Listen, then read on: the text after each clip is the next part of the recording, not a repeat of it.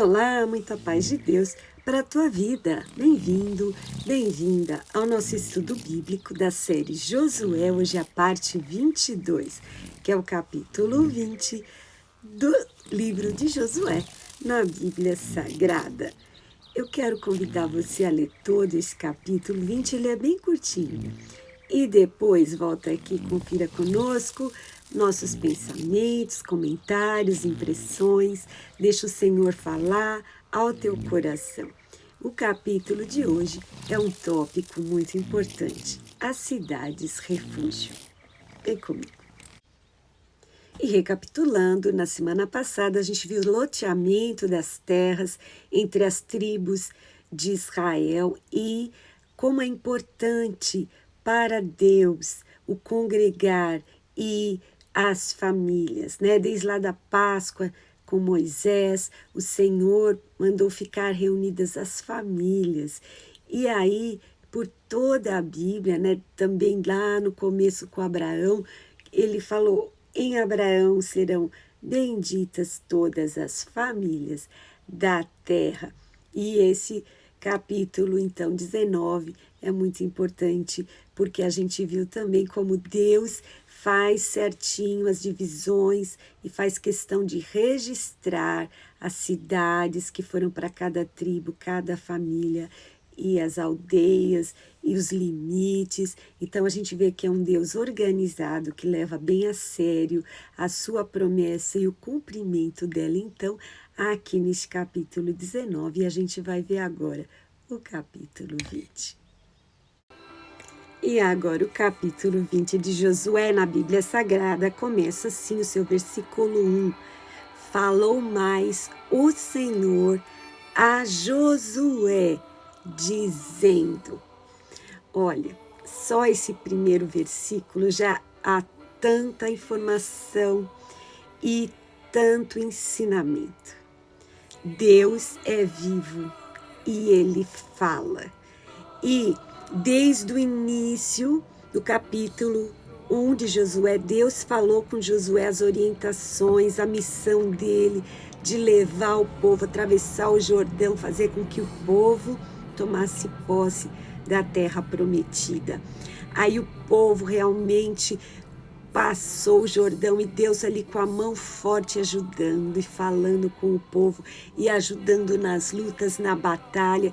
E agora chegou a hora de dividir a terra. Eles dividiram os loteamentos para cada tribo, tudo com a orientação do Senhor.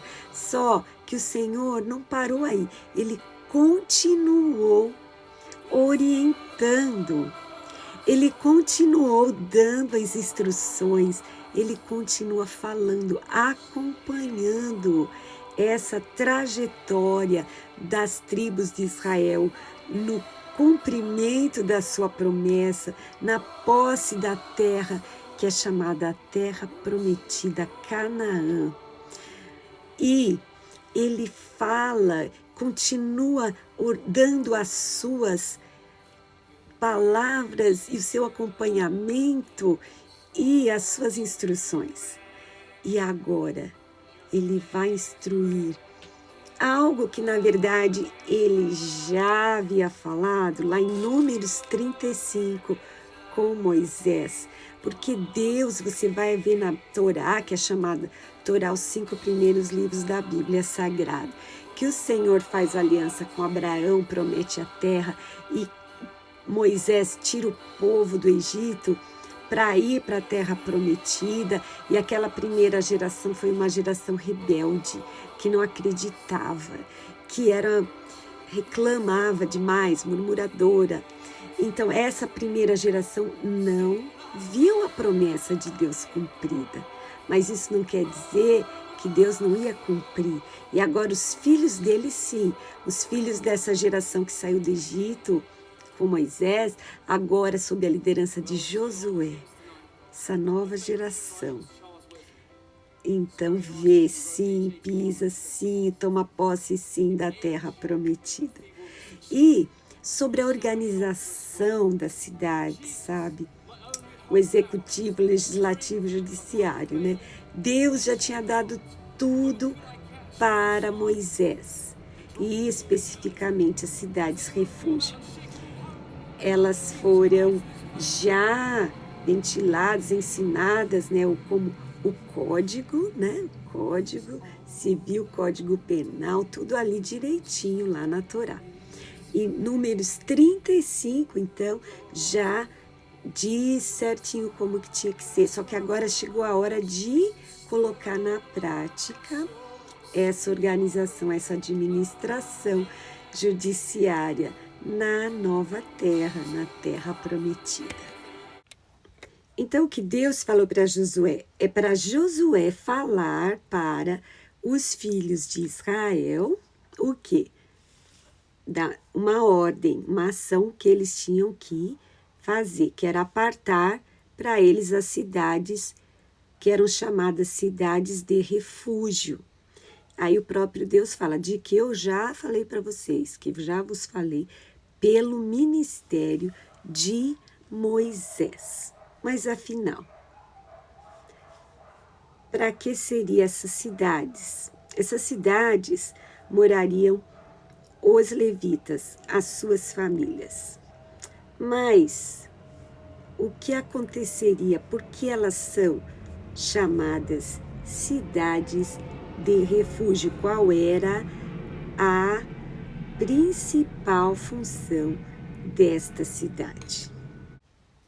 As cidades de refúgio eram cidades com uma finalidade específica de uma solução para um caso ou casos de homicídio, o que a gente chama na lei brasileira de homicídio culposo, ou seja, quando a pessoa não tem a intenção de matar o outro, mas por algum acidente ou algum motivo acaba matando, se tornando um assassino e derramando sangue. E o Senhor explica aqui no versículo 3 que o homicida, o assassino, que matar alguém por engano, por acidente, sem ter intenção de fazer aquilo, sendo responsável pelo ato, mas não que ele quisesse que aquilo acontecesse, tivesse a intenção de matar o outro. Então, essa cidade seria um asilo, um refúgio, uma proteção, um local seguro contra o vingador do sangue.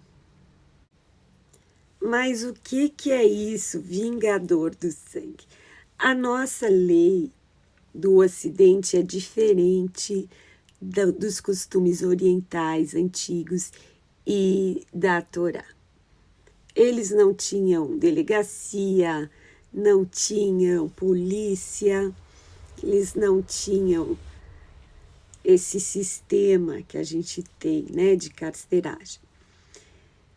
E eles estavam seguindo uma orientação de procedimento do próprio Deus no tempo que a gente chama época da lei, aonde era assim, tinha que ser cumprida a lei que o próprio Deus passou para Moisés. E como era essa lei no caso de assassinato? Era assim, um olho por um olho, né? Tinha que explicar bem o seguinte: se alguém teve o seu olho furado, a outra pessoa vítima tem o direito de furar um olho do outro. Era bem específico, porque o ser humano, né, assim, ele me furou um olho, vou lá e vou furar os dois de uma vez. Então, não era assim a lei era um olho por um olho, um dente por um dente. Se alguém arrancasse o dente de outra pessoa. Agora, no caso de derramar o sangue de assassinato, tinha o que era chamado vingador do sangue. Só que no nosso entendimento a gente pensa que ele vai lá e vai se vingar do assassinato. Esse vingador não é isso na nossa mente ocidental. O vingador era uma pessoa que era responsável na família, como se fosse, escolhia alguém da família, conforme a lei de Moisés, e essa pessoa estaria responsável para reivindicar os direitos que foram desrespeitados daquela família. E no caso de um assassinato, se alguém teve algum membro da família assassinado, esse vingador, que era a pessoa responsável, ele tinha o direito, por lei, de ir lá e tirar a vida do assassino, porque aquele que derramou sangue teria o seu sangue também derramado. Então, era isso que era o vingador do sangue. Ele tinha, pela lei, o direito e a responsabilidade de manter, assim, os direitos da família, e assim seria feito justiça, né? Uma vez que não havia, naquele tempo, o sistema como tem hoje de carceragem, enfim. Então, era esse o sistema de fazer justiça conforme a orientação do Senhor. E esse vingador, então, ia lá e matava o assassino. Só que, no caso, Deus, olha como Deus é lindo, ele está preocupado que a pessoa matou, mas sem a intenção de matar, né? Aconteceu do outro morrer, mas aquele não queria fazer isso. Foi um acidente. Então, para essas pessoas que eram assassinas, mas não tiveram intenção, elas teriam essa alternativa de se refugiar nessas que eram chamadas cidade-refúgio. Então, elas estariam ali protegidas por lei contra esse vingador,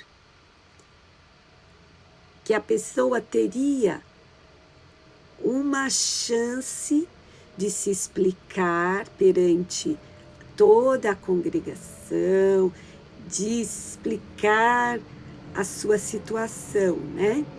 Aqui o versículo 4 fala assim, que esse assassino, que foi assassino homicida culposo, sem a intenção, ele fugindo para alguma dessas cidades, ele ia ficar na porta, só que ele teria que ter uma audiência com os anciãos daquela cidade. Então, os anciãos iam ver, né, e ouvi-lo. E aí diz que eles iam levar essa pessoa para a cidade e dar um lugar para ele, né? E aquela pessoa iria morar ali na cidade de refúgio. Só que ele ia morar, não podia levar a família, nada disso. Ele ia morar lá para não morrer nas mãos do vingador de sangue. E aí, versículo 5, continua Deus dando a instrução, né? Lembrando a instrução que, na verdade, ele já tinha dado a Moisés. Ele fala, se o vingador de sangue seguir o assassino culposo, que matou sem intenção, ou por acidente, ou alguma outra situação, não entregarão o homicida para ele, porquanto não feriu seu próximo com intenção e não o odiou antes. Então, o ódio, né, tudo isso vai ali certamente ser verificado pelos anciãos, se tem um histórico de ódio do assassino para com a vítima, Então, se a vítima não tinha nada contra aquela pessoa que foi assassinada sem a intenção e ele não teve intenção de matar, então ele estaria protegido na cidade de refúgio. Ele não perderia sua vida, não seria o sangue dele derramado, embora ele tivesse derramado sangue, só que foi sem intenção e não odiou a vítima antes. Então, o Senhor continua dando as instruções no versículo 6 para o assassino culposo sem intenção de matar, né? Habitará na cidade até que compareça em juízo perante a congregação. Então, ele ia morar lá, ia ter o dia do julgamento perante a congregação. E até que morra o sumo sacerdote que houver naqueles dias. Quando o sumo sacerdote morresse, ele teria liberdade. Então, a lei era assim. Sumo sacerdote, autoridade espiritual, né, que estava ali no momento em que aquele assassino foi recebido, e se ele encontrou refúgio por não ter intenção de matar e não ter odiado a vítima, quando o sumo sacerdote morre, então acabou ali aquela permanência que ele tinha naquele lugar e ele poderia voltar à sua cidade, à sua casa, à cidade de onde ele fugiu para não ser morto pela família da vítima. E quanto a essa lei de olho por olho, essa lei que é também chamada Lex Talionis, que é a lei da retaliação, o Senhor Jesus modificou no Novo Testamento, está registrado em Mateus 5, 38 em diante, em que o Senhor falou: ouviste o que vos foi dito, olho por olho, dente por dente, mas eu, porém, vos digo. Então, quem pode mudar a lei de Deus é o próprio Deus. E Jesus, nesse instante, ele falou: eu estou mudando, eu, porém, vos digo, não resistir o mal, aquele que te faz mal, você faça o bem, ore por aqueles que te odeiam, perdoe. Então, é isso que o Senhor quer de nós, que Ele nos ensinou no Novo Testamento. Portanto, essa lei de olho por olho, dente por dente, o Senhor mudou nesse momento em que Ele disse que eu vos dou uma outra ordem, eu, porém, vos digo, ame o teu inimigo. Em Lucas 23, 34, o próprio Jesus dá o exemplo do perdão para aqueles que estavam matando a ele mesmo, né? Matando Jesus. E ele diz: Pai, perdoa-lhes. Ele liberou o perdão. Assim como Estevão, também o primeiro mártir do Novo Testamento, ele, quando estava sendo apedrejado, ele liberou o perdão, e entre aqueles que estavam consentindo na sua morte estava Saulo de Tarso, também chamado de apóstolo Paulo, que depois se converteu ao Senhor, e esse perdão ele recebeu, pois consentiu na morte de Estevão. Então, o Novo Testamento é amar, perdoar. Como eu falei, esse sistema judiciário difere do que nós conhecemos e pode parecer assim estranho para nós. Porém, é o próprio Deus que instituiu. Portanto, nós sabemos que Deus é justo e para aquela época, para aquelas situações, para aquelas pessoas, era sim justiça, era sim a preocupação de Deus em que as pessoas não castigassem aquele que não teve a intenção, embora ele fosse responsável pelo seu ato. E aqui o Senhor demonstra a preocupação em que a gente não falhe, né? Não tenha, assim, não cometa o erro de não ter misericórdia. Não cometa o erro de não ter compaixão. Nesse momento, Deus mostra, né, que o povo, a congregação e as pessoas devem ter a chance de se explicar, ter a chance de se defender e ter as chances de estar protegido e de alcançar misericórdia. Deus aqui está mostrando que ele faz sim justiça, as pessoas devem sim, né, serem responsabilizadas pelo que fazem, e as que sofreram o mal, as vítimas ou as famílias da vítima também devem ver a justiça. Porém, a justiça tem que ser com compaixão, com misericórdia, com respeito ao ser humano. E nós, né, na atualidade, temos muitas vezes facilidade de julgar e condenar a pessoa sem mesmo saber os detalhes, sem mesmo saber se foi acidente, o que foi. A gente já julga, já condena e já dá a sentença. Na nossa cabeça, muitas vezes, se não falamos, muitas situações a gente demonstra pelo comportamento, né? Então, essa é uma lição para nós. Em primeiro lugar, se a gente não viu, se a gente não sabe, a gente não deve julgar e nem condenar, nem acusar ou apontar quem quer que seja.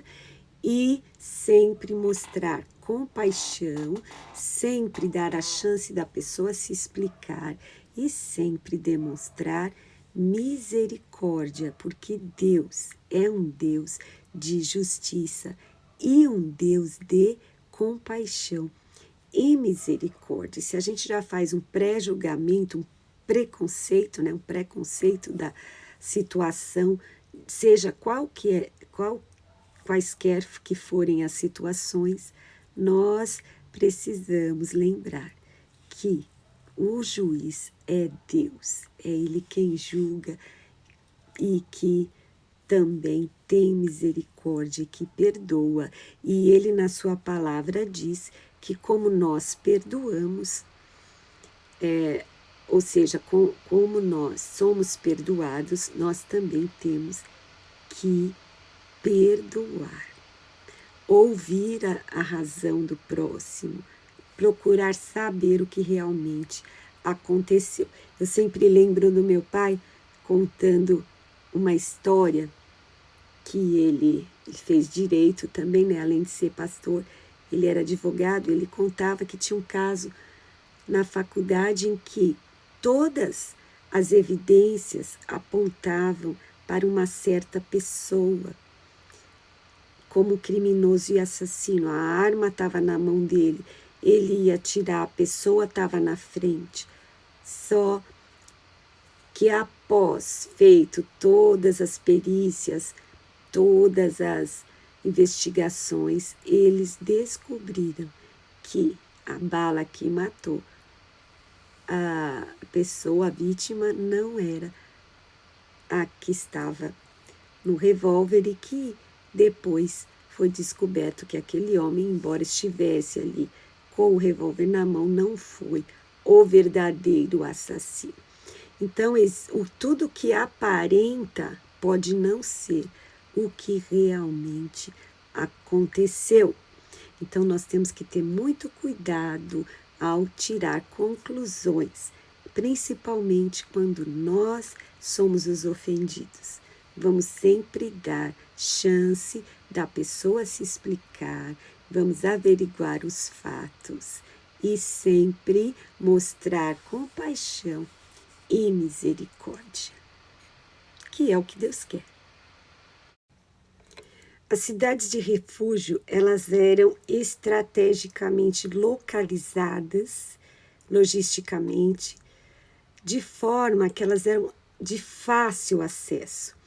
Onde quer que você estivesse em Israel, não estaria longe das cidades refúgio. Conseguiria fugir para lá, saberia onde elas estavam, estariam perto e teria estradas, acesso que você conseguiria chegar na cidade de refúgio. Era tudo estudado já. O Senhor deu a instrução para que fosse dessa forma, que as pessoas pudessem chegar rapidamente, saberiam onde está, teria acesso, teriam assim como ter um refúgio, uma segurança, uma proteção em casos assim. O versículo 9 fala que essas cidades são designadas para todos os filhos de Israel e para o estrangeiro que habitasse entre eles, para que acolhesse a elas todo aquele que por engano matasse alguma pessoa, por engano, por acidente, né? Para que não morresse nas mãos do vingador do sangue, até que se apresentasse diante da congregação, né? Como eu já falei, que o Senhor já deixou estabelecido o procedimento.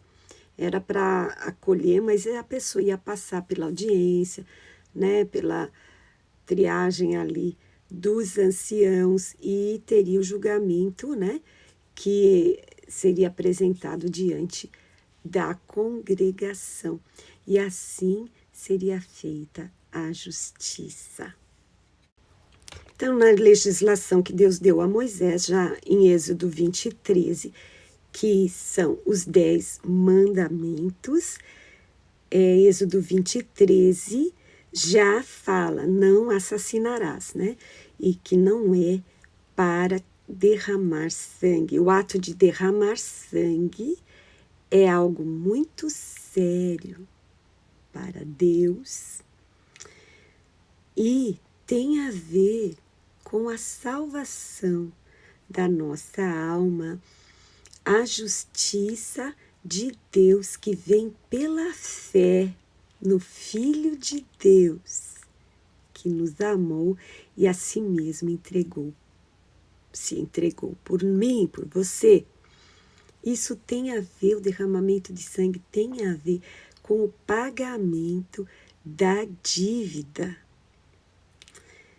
E a palavra de Deus fala, né, que fala lá em Hebreus, né, capítulo, falar para você, 9, versículo 22, sem derramamento de sangue não há remissão de pecados. Então, no Velho Testamento, teria que ser derramado o sangue dos animais para que houvesse remissão, perdão dos pecados.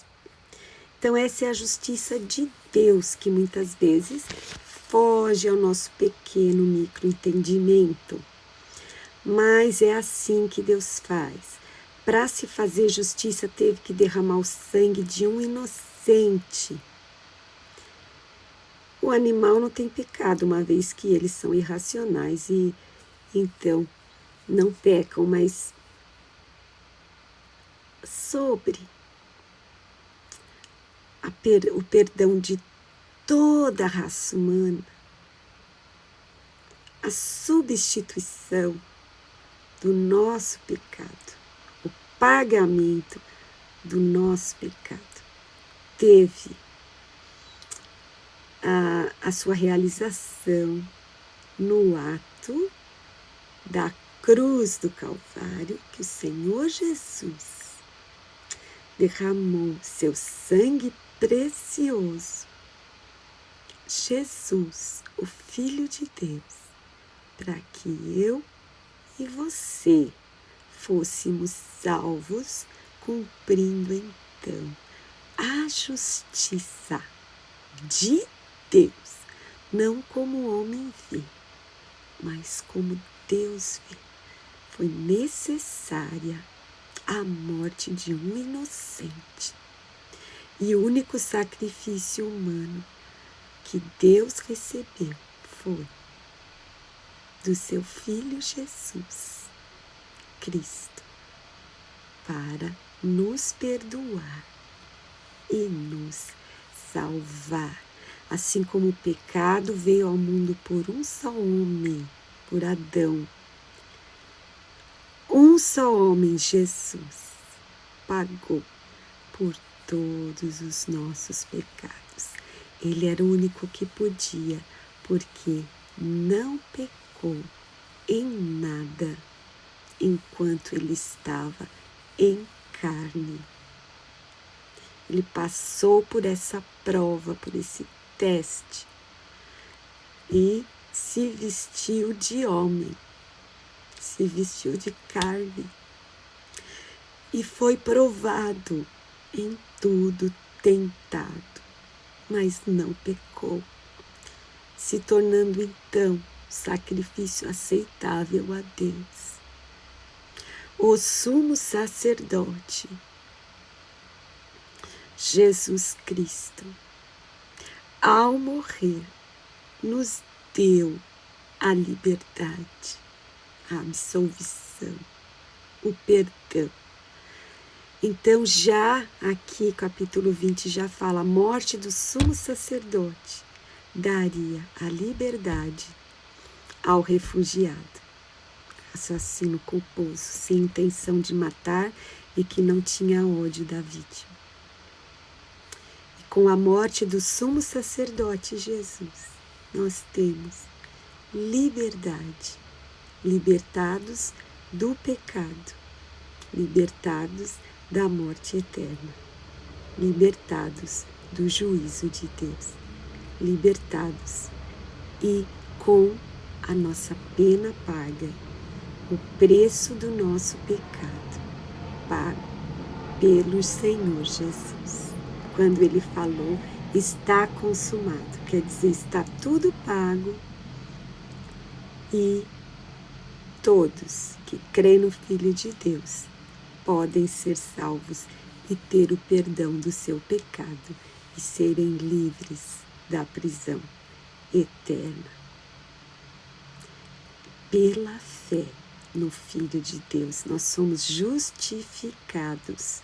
Quer dizer, a justiça foi feita pela fé no Filho de Deus. Ainda hoje, em algumas tribos de beduínos no Oriente, eles praticam esse tipo, né, de legislação em que uma pessoa pode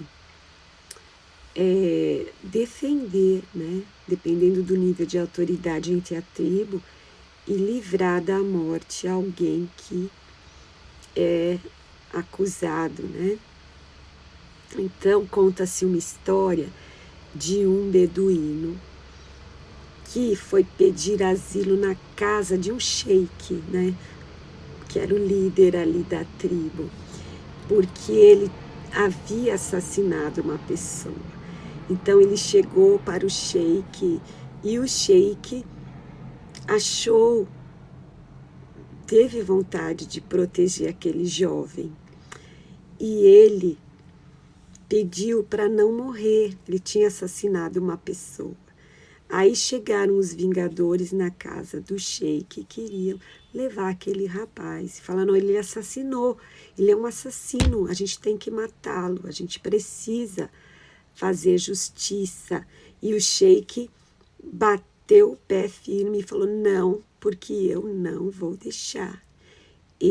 Ele agora é meu refugiado, eu vou dar asilo para ele, eu vou defendê-lo. Aí, aqueles vingadores falaram para o sheik, só que ele matou o seu filho. Aí o sheik engoliu assim seco, porque nessa cultura oriental, se eles dão a palavra tem que ser cumprida, não pode voltar atrás. E ele tinha dado a palavra que ele ia dar asilo àquele jovem e que ele não ia deixar que aquele jovem pagasse pelo seu crime. E ao saber que a vítima era o filho dele, ele teve que buscar forças naquele momento, diante da circunstância em que ele se encontrava, de ter dado asilo para o assassino do filho. E ele falou, ao recobrar, ao se recompor, ele falou diante de todos, com a sua honra de sheik, ele disse, e de líder daquela tribo de beduínos. Ele disse, não só esse rapaz vai ter o perdão, como ele vai ficar no lugar do meu filho. Eu vou adotá-lo como filho e ele vai receber toda a minha herança. Isso nos lembra de quem? O nosso Deus. Jesus, quando estava na cruz, ele falou, Pai, perdoa-lhes. A humanidade matou o Filho de Deus. Mas o Deus de amor redimiu. O Deus de amor, Ele mesmo pagou o preço enviando o seu Filho. Ele mesmo fez a justiça em Cristo Jesus. E ainda nos adotou como seus filhos. E ainda nos deu a herança, repartiu a herança no seu único Filho, Jesus. Então, senti vontade de contar essa história para você, ilustrando como é grande o amor de Deus, a ponto de nos ter feito e nos chamar filhos, filhos de Deus, irmãos do Senhor Jesus e herdeiros da sua herança. E assim é manifestada aqui em Josué 20, mais uma vez a graça do Senhor, que é o refúgio, é também para os estrangeiros, não só para os judeus, os estrangeiros também que morassem ali naquelas terras poderiam se utilizar, das cidades de refúgio. E a diferença dessas cidades de refúgio e do Senhor Jesus Cristo, que é o nosso refúgio e fortaleza, como diz Salmo 46, o Senhor é o nosso refúgio. Nós nos refugiamos nele quando nós erramos, quando nós precisamos, quando nós necessitamos de ajuda, estamos em perigo. Essa cidade de refúgio, elas eram para os inocentes, aqueles que tinham feito um crime, porém sem intenção. Mas o Senhor Deus é refúgio também para os culpados, para os que erraram. Não importa o que você fez, quão grande é o seu crime, o amor de Deus é maior. E não pense assim, meu caso não tem jeito, porque o amor de Deus, ele é muito grande, a ponto de fazer e transformar um pecador numa nova criatura e fazer filho de Deus e herdeiro da sua herança. Pense nessas coisas. A graça de Deus, o amor de Deus é maior que o pecado, seja ele de que tamanho for e de quantidade for. Se a pessoa se refugia em Jesus, ela tem o perdão e se torna filho de Deus e herdeiro da sua herança. Deus te abençoe. Até a semana que vem com mais um capítulo emocionante de Josué na Bíblia Sagrada.